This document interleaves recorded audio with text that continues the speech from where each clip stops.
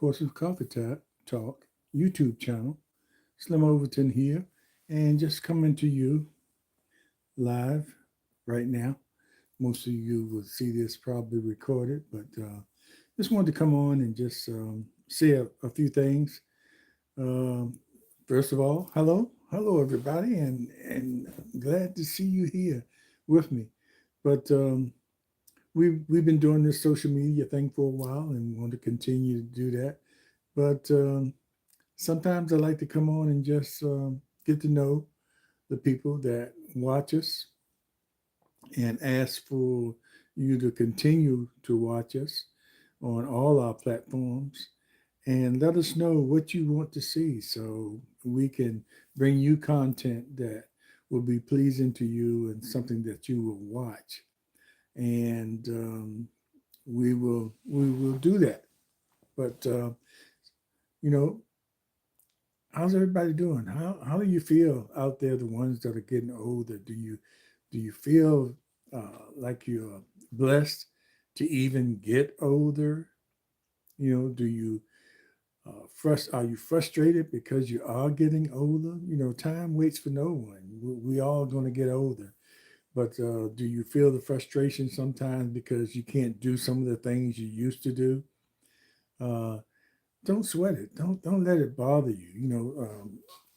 One of the greatest things of life is getting older and being able to be around and watch uh, your legacy grow. And what I mean by legacy, watch your children, if you have them, your grandchildren, if you have them, your great grandchildren, or members of your family as they expand and keep the legacy of your family name or your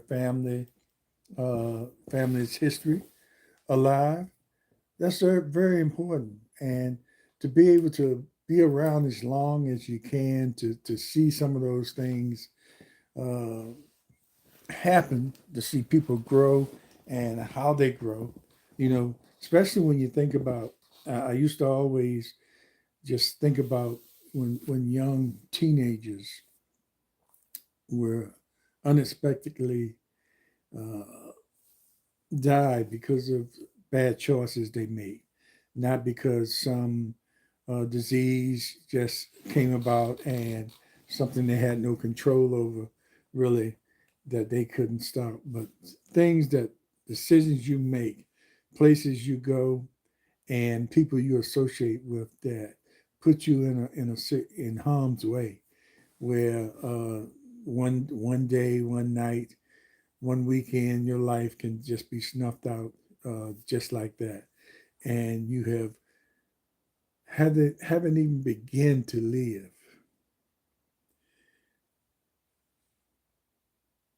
haven't even begin. Hello, and haven't even begin to live, and that is so. I used to always think, how is that? The person, is 19, 18, or even younger, and they've been shot and killed because they were in an argument with someone, and the only way they knew how to resolve that difference was to shoot it out, to uh, take someone else's life and think nothing of it. What a way to live, what a way to die, and what a way to end a possibly promising career, life, or being on this earth and making a difference in society, making a difference to humankind and or another human being, just by your actions or something you might say. But all of a sudden, your life is gone just like that, and anything that might have happened or anything that you might have done that would be significant, or just being here on earth, bringing new life into the world, or just doing some things, or just, being an everyday person going to work, because whatever you do, is significant enough for that for you to be hired to do it, and or being your own entrepreneur and coming up with something that makes you happy and that can be a service to people when they're willing to pay for it. But, so getting older is not something that we should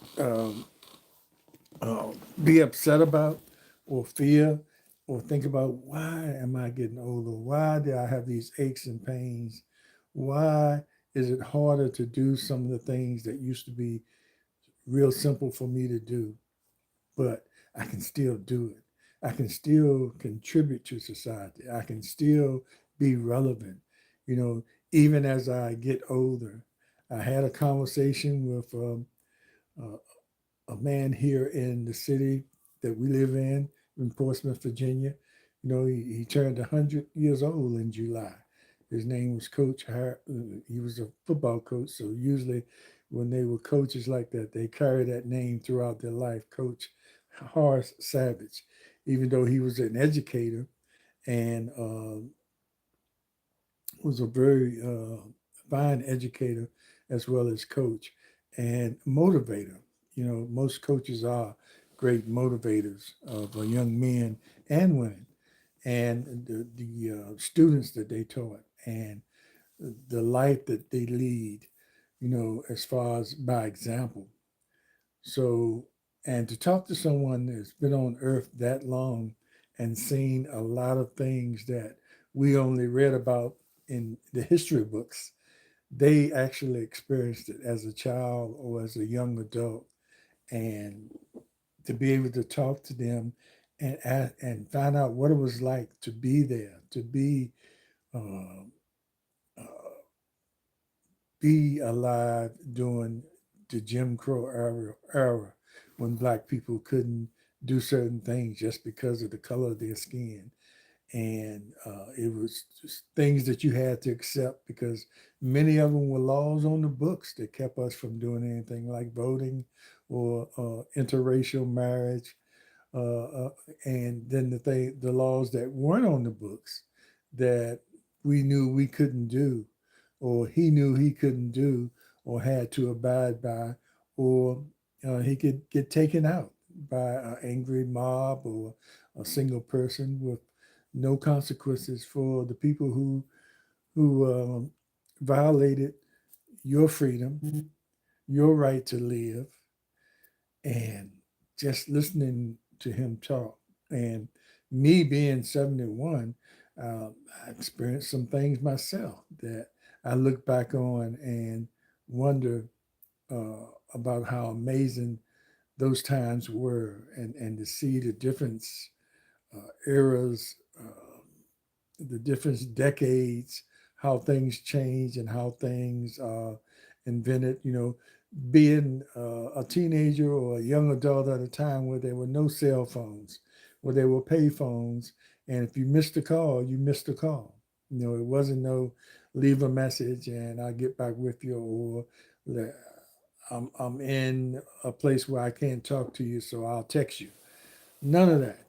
Imagine, but you didn't miss what you didn't have, but you think about now, wow, if we had that back then, think about all the things I could have captured on my cell phone, on my camera, on my cell phone.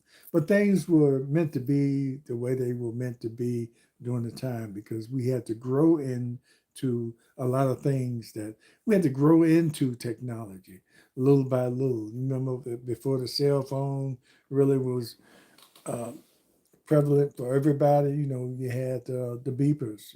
And that's how you kept up with someone. You would beep them and put your number in there, and then you had to go find a cell phone. I mean, not a cell phone, find a payphone, which they were everywhere on every corner, just about, or in every store.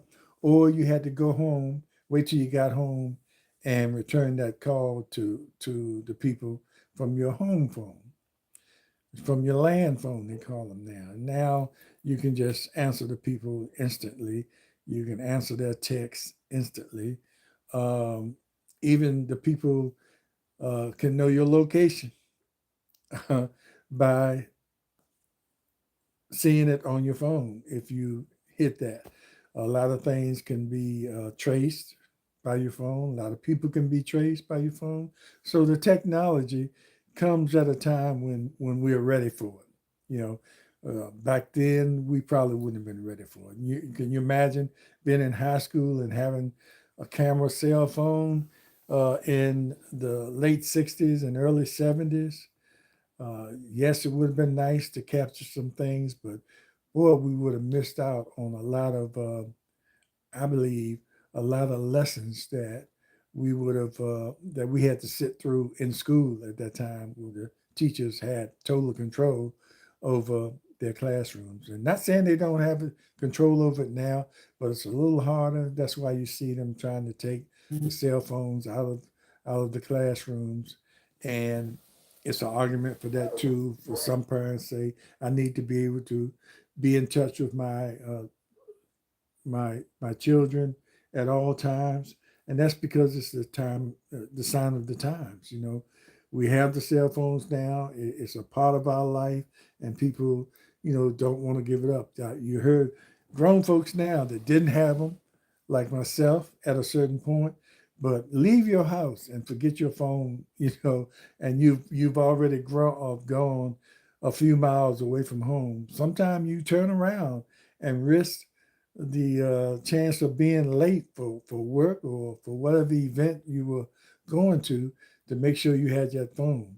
Or if you don't have time to go back and get that phone, you're miserable the whole time you're away from your phone or wherever you are, because it becomes a part of you, and it gives you comfort even if you're where you are and you turn it off, but you have it there, and it's there just in case you need to call someone or let someone know where you are.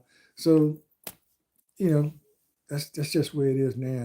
And who's telling? If you live long enough, just I go back to Coach Savage, who turned 100 years old. Think about all the different technical things he saw in his 100 years, from being a little boy and probably having uh, outhouse and not a running toilet, to you know the way things are now, and all the other gadgets that came around, the Polaroid camera, the motion picture moving camera,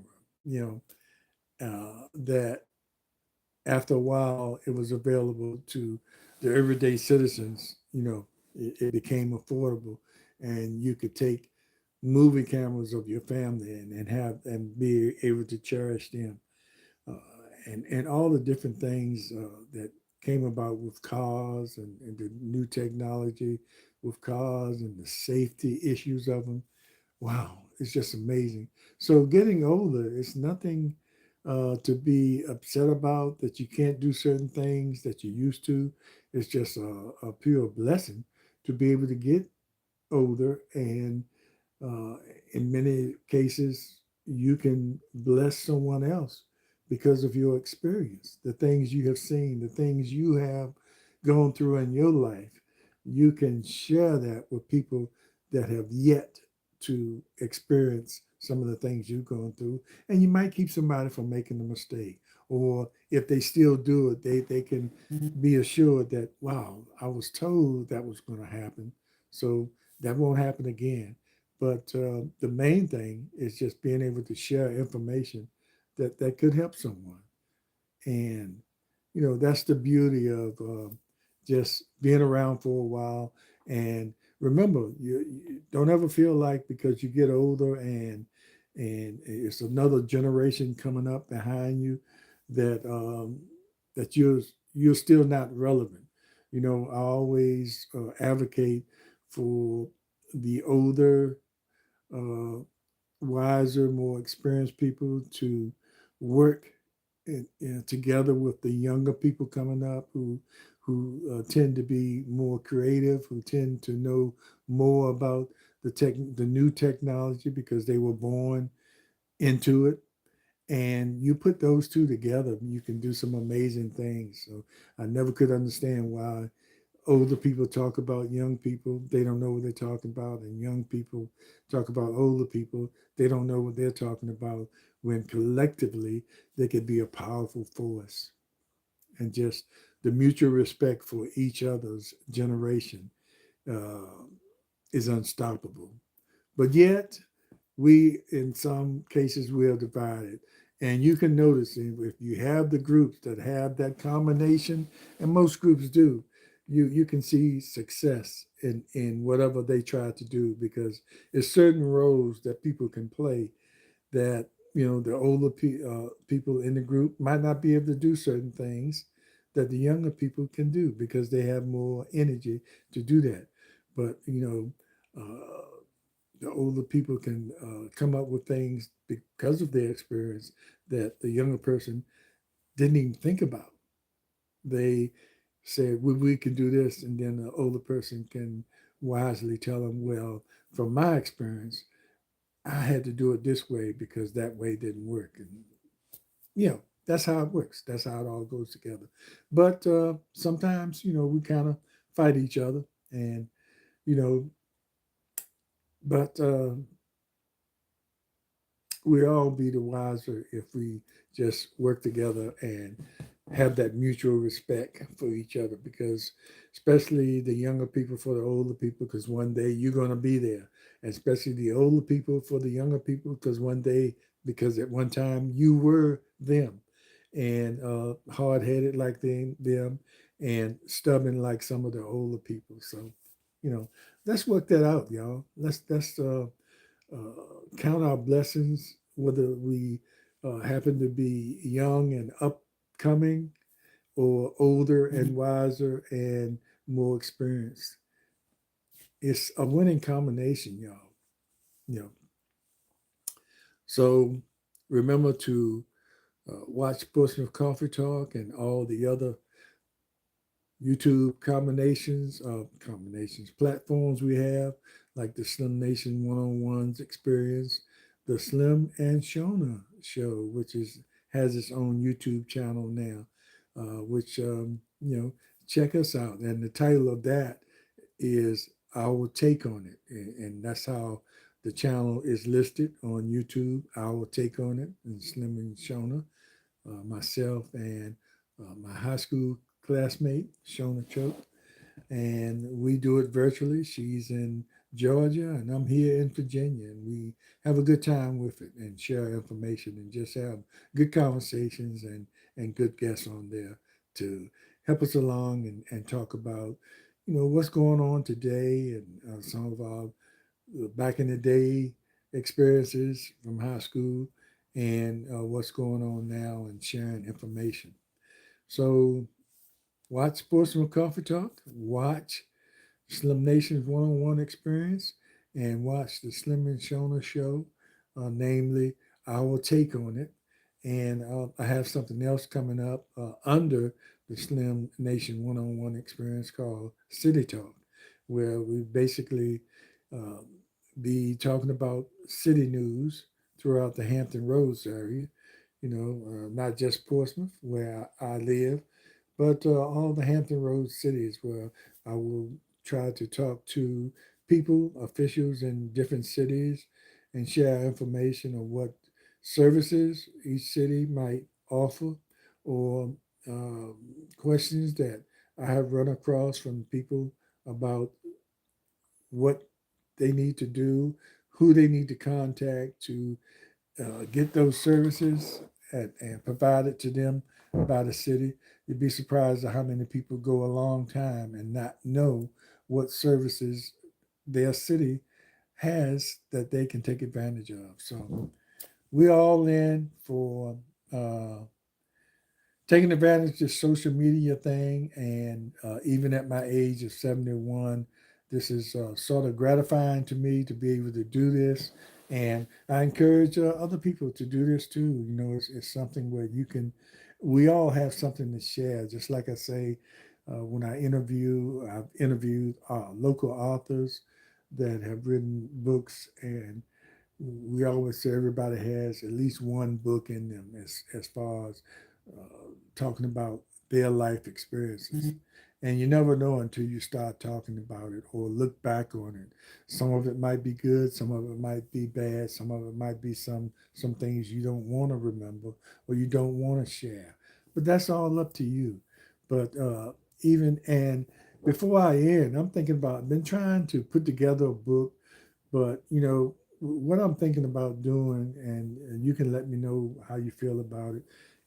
They say you put out a book and you can make some money about it, but I don't know. It's just haven't been working out for me just to be able to sit down and write that out. I put together some things, but I'm much better at just. I think I'm gonna have a series of you know a series of conversations where I start and tell my story, you know, to whoever wants to listen, to the audience.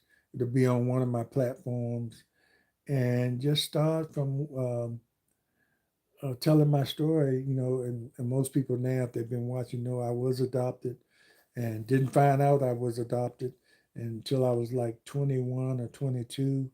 And you know, I can start telling that story just like I'm talking to you now and put it in different parts, like on half an hour at a time, because you don't want to, sit there and tell your whole life story in one sitting.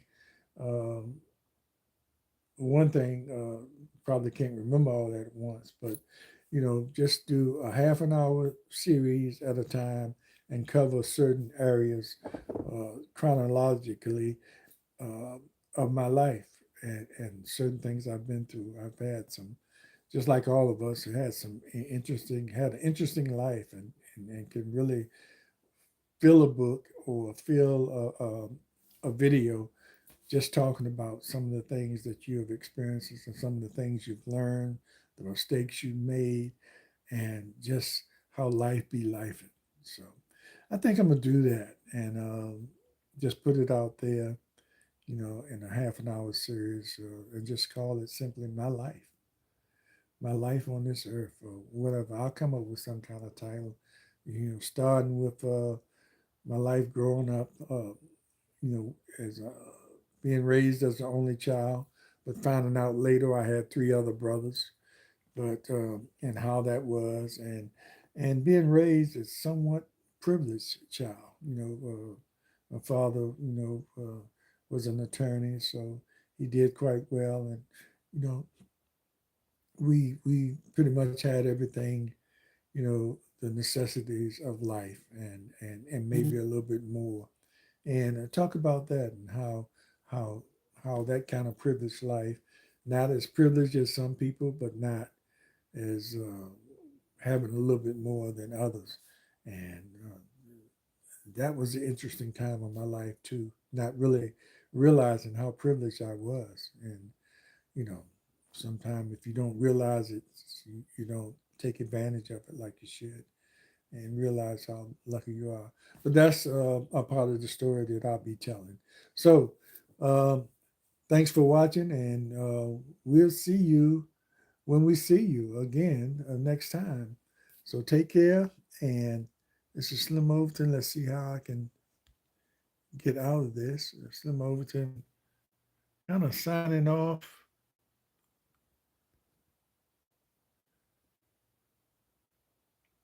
Well, it says we can start a poll. I don't know how to do that, so I'll save that for another time. So take care, everybody, and we'll see you as soon as I figure out how to sign off. Okay. Remember to watch Portsmouth Coffee Talk, and be coming soon. And we'll let you know if we'll continue on our Monday mornings at 7 or if we're going to change that date. More than likely, we'll start back up with those Monday mornings at 7 because we did it like that for years and years and never really had problems getting guests on, except the ones that might have had to work, or some people were honest enough and appreciate said, I don't get up that early. So, but sometimes what we'll do now is tape some of the shows of the people that we really like to have on there, and make sure that we make sure that we get the guests on there that we really like to have, and that possibly can't make that 7 a.m. show, but we can record them later and then put it on down, upload it to that particular time. So stay tuned for that. Stay tuned for the Slim Nation one-on-ones experience. Stay tuned for our take on it featuring Slim and Shona. And stay tuned for City Talk. We'll see you next time.